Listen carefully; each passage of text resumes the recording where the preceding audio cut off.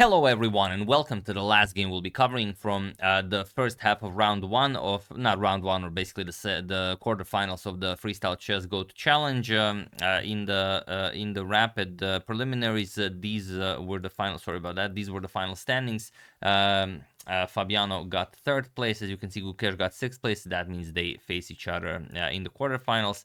And it's a really wonderful game. It's a really hard, very, very hard to calculate. You'll see what I mean by this, and you're going to have a lot of fun figuring out the pause the video moment. So let's check it out.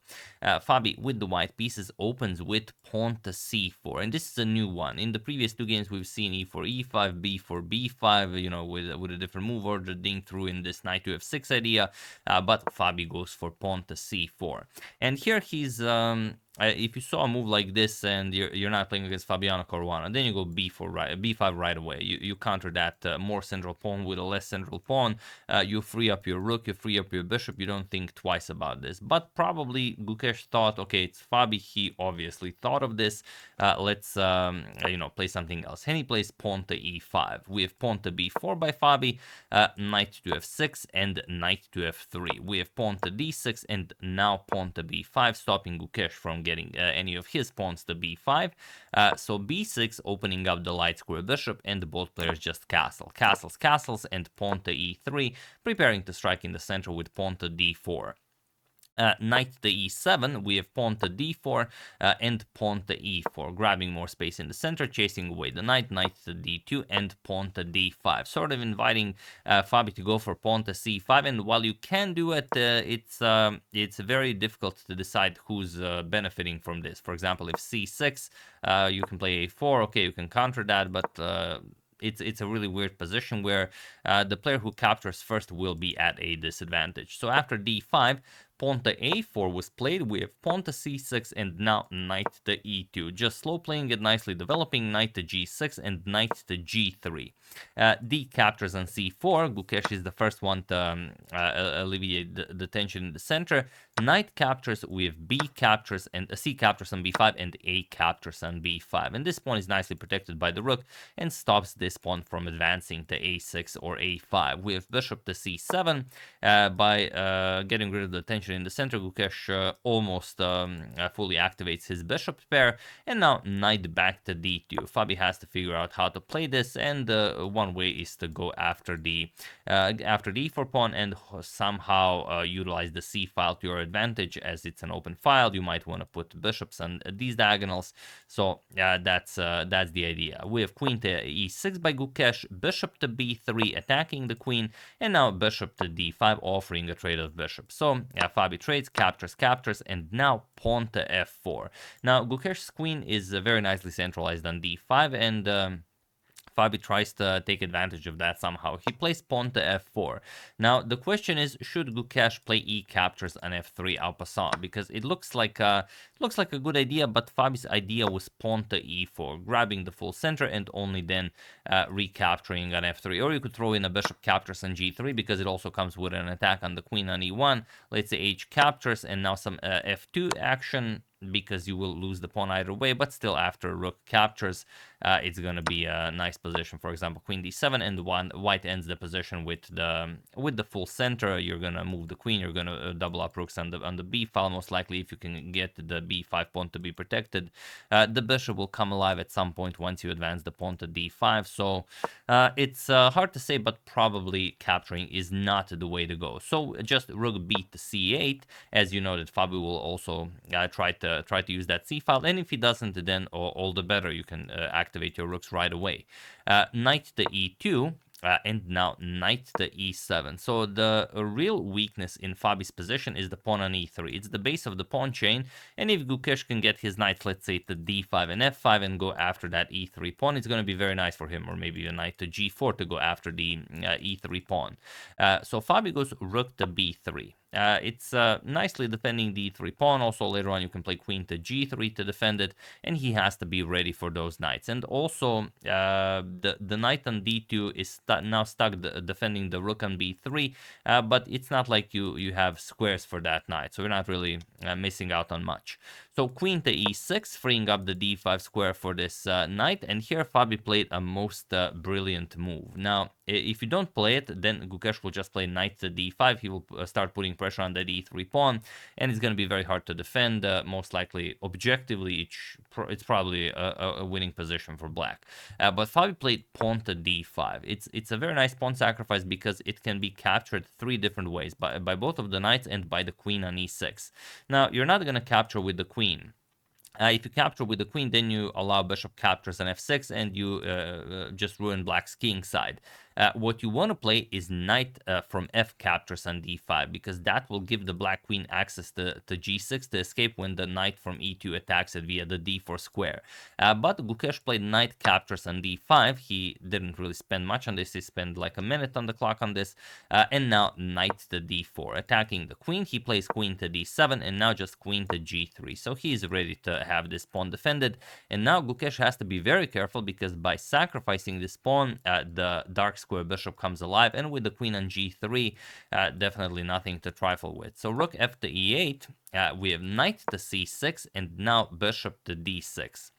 Preparing to shift the bishop over to c5, but also while your bishop is on c7, the pawn on a7 is hanging, so you have to defend it somehow. Bishop to d6 is the way to go. The queen now defends it. Now knight to c4, again going after the bishop, and bishop to c5. And Gukesh spent quite a lot of time here. He was up some 20 minutes on the clock, but now it's 15 and a half minutes for Fabi, 14 minutes for Gukesh. We have pawn to h3, freeing up the h2 square for the white king, but also taking away the g4 square from Gukesh's pieces. And now we have king to f8. He wants to avoid any ideas of this knight ever landing on e7, delivering some checks, and also the king is nicely aligned with the white queen. But the real way to go here was pawn to a6. You want to get rid of that b5 pawn, which means the knight from c6 will have to move. But he played king to f8, and now rook b back to b1, and now queen to f5. Again, a6 was the way to go. Gukesh goes for queen to f5, and now bishop to e5. And with the bishop on e5, the a6 pawn is no longer the a6 move is no longer possible. If you go for pawn to a6 now, then the idea behind bishop to e5 is bishop to d6 with check, and you can't really capture because the knight captures with this monster fork here. So you're going to have to move your king, and then just bishop captures, b captures, and knight to d6 with another fork, and you're just in a losing position here. What you would have to do after bishop to e5 is play king back to g8. It's not like the knight, the king belonged on f8, and the real trick is after knight to d6. Now you have the option of playing knight captures on e3. That's how you solve this. And now you're threatening some very nasty discoveries. It doesn't matter if white captures the black queen, which is even the best way to go. But now you capture on f5 with a discovered check, and after the king moves, or you block with the queen, you have to give up the queen back. Bishop captures, rook captures. Black will just have a winning position. e3, for example, rook e2, knight e4. And much better for black. So instead, after bishop to e5, none of that was played. Rook to e6 was played by Gukesh, and now Fabi plays rook b to d1. We have queen to g6, offering a queen trade, but now Fabi not interested. Queen to f2, and still keeping an eye on this base of the pawn chain. It's unbelievable that it's been standing for so long. We have queen to h6 by Gukesh, knight to d4 now, getting the knight into the game. And if you don't react to this, if you don't capture, then the knight is coming to f5, will put pressure on the black queen, and it's just going to be really bad for the black queen. So here, bishop captures was played, rook captures, and now knight back to e8. Will also help out with the defense of the g7 pawn, covers the d6 square, and you will be able to kick away the bishop with pawn to f6. But here comes rook captures on d5. You're trading knights, nothing more.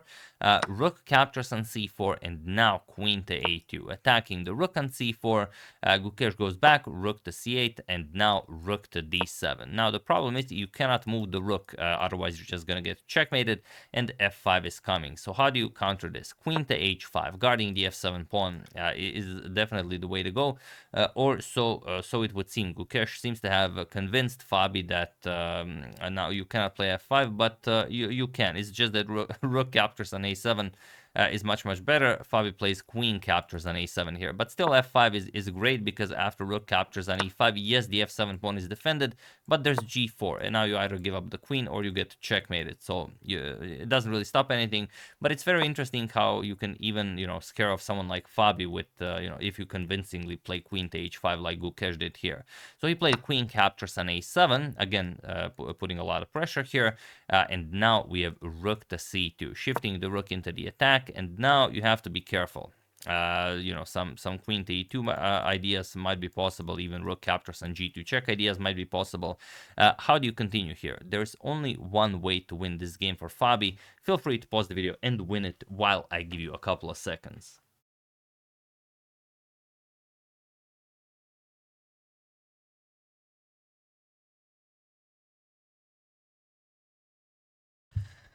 So for those of you who were able to do it, congratulations on not rushing with f5. And for those of you who just want to enjoy the show, it is rook to f2. This is the move. Sometimes the slowest move is the fastest way and the only way to win, and that is the idea here. But just to give you an example why it's not good, for example, pawn to f5, the line that we've had previously with g4, now just queen captures on h3, and although you can capture here, there's no follow-up. You're just going to move the king, and that's it. Okay, you can give up the rook, but after knight captures and queen to b8 with check, you can block with the rook, and that's it. No more checks, nothing to be done here. And even if you go for the immediate g4, sort of to get the queen off of the f7 square, there's the rook g6. That's the problem. And now after rook captures on f7 with check, king g8, there's no follow-up. Rook captures on g4 is coming. So that's why after rook c2, rook f2 is best, and Fabi found it, and that's pretty much it. Gukesh played rook captures on f2, king captures and pawn to f6, attacking the bishop, but now queen to a3 with check, king to g8, and queen to a2, and sorry, not queen to a2, queen to b3, and he was in this position on move 39 that Gukesh resigned the game, as there is nothing more to be done here. Next move, queen captures on e6 is coming, and that's pretty much it. If you capture on e5, then queen captures on e6 with check, and you don't really have an option whatever you play. If you go here, then it's merely a matter of queen to e7 check, and if you go to h8, then a nice g4, and the black queen is again out of squares. You will just capture that knight here, or if queen to g6. Okay, the game continues a little bit, but literally any move is winning here. Doesn't matter what you play. You can capture on e5, you can trade queens, you can play queen to e7, prepare rook to d8. So that doesn't really matter. After queen to b3, if you try something else, but there's nothing really to try. If you try to defending the rook, and now g4 is winning, the queen is out of squares, and the next move you're just gonna capture on e6. So Gukesh played a great game, but Fabi was just unstoppable. He was superhuman in this game. He found a very nice defense, very nice way to activate his bishop. I mean, this was probably the most beautiful move in the game, this pawn to d5, sacrificing the pawn. It can be captured 3 different ways, but Gukesh didn't go for the absolute best capture to free up the g6 square for the black queen, and then he just allowed Fabi this incredible activity, which was enough to start getting him to burn time, and then little by little he cracked. But this is only the first game. There will also be a second game of the quarterfinals where Gukesh will have the chance to strike back with the white pieces. I asked the question in the first video of today whether it's advantageous to play with white here because you don't know the openings, so maybe you have the chance to make the first mistake. But on the first day we have 3 wins with white, 0 wins with black, so I guess that answers my question. Seems that white is still the one with the advantage. But yeah, that's the game. Hope you guys enjoyed it. I would like to thank David Benz, Peter Albert, Robert Aratun, Doug Repka, and Baby Solomon, and David Gasparian for a contribution to my channel. Thank you a lot. I really appreciate it. As usual, you can check 2 of my previous videos here. Thank you all for watching, and I will see you soon, continuing the coverage of the Freestyle Chess Go Challenge until it finishes. So thank you all. I will see you soon, and have an excellent rest of your day.